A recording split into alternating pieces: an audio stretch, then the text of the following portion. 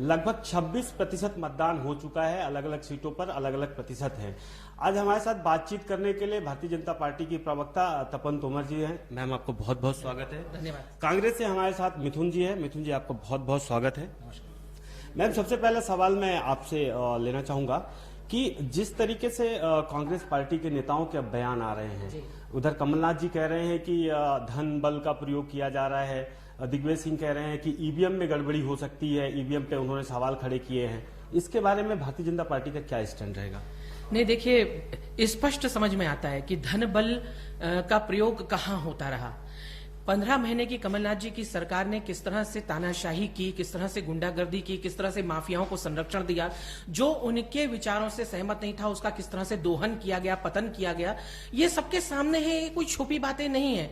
और इन्हीं बातों को लेकर के जब कमलनाथ जी अपने स्वयं के छिंदवाड़ा क्षेत्र को ही केवल मध्य प्रदेश समझ करके बैठे हुए थे और सारी महत्वपूर्ण योजनाएं दूसरे क्षेत्रों से छीन करके अपने छिंदवाड़ा ले जा रहे थे, केवल अपने और अपने बेटे के भविष्य को सुरक्षित करने के लिए। इसी बात को लेकर के जब लोकसभा का रिजल्ट आया तब प्रियंका गांधी जी ने ही कहा था कि कमलनाथ जी कांग्रेस के हत्यारे हैं। ये हम सभी जानते हैं।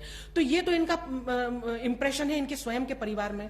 ऐसी स्थितियों में जब इन्हीं के पार्टी के नेता जो लगातार 15 महीने कहते रहे कि रेत माफिया चल रहा है, ड्रग माफिया चल रहा है, शराब माफिया चल रहा है, मिलावट माफिया चल रहा है, ब्लैकमेलिंग हो रही है, हिस्सा ऊपर तक जा रहा है, ये हम भी कह रहे थे, लेकिन इनके नेता भी कह रहे थे, इनके मंत्री भी कह रहे थे, इनके विधायक भी कह रहे थे। जिन सिंधिया जी का चेहरा दिखा करके चुनाव लड़ा गया और चुनाव लड़ने के बाद जब बहुमत के लगभग पास पहुंच करके इन्होंने सरकार बना ली तो स्वाभाविक है सिंधिया जी को दरकिनार कर दिया गया।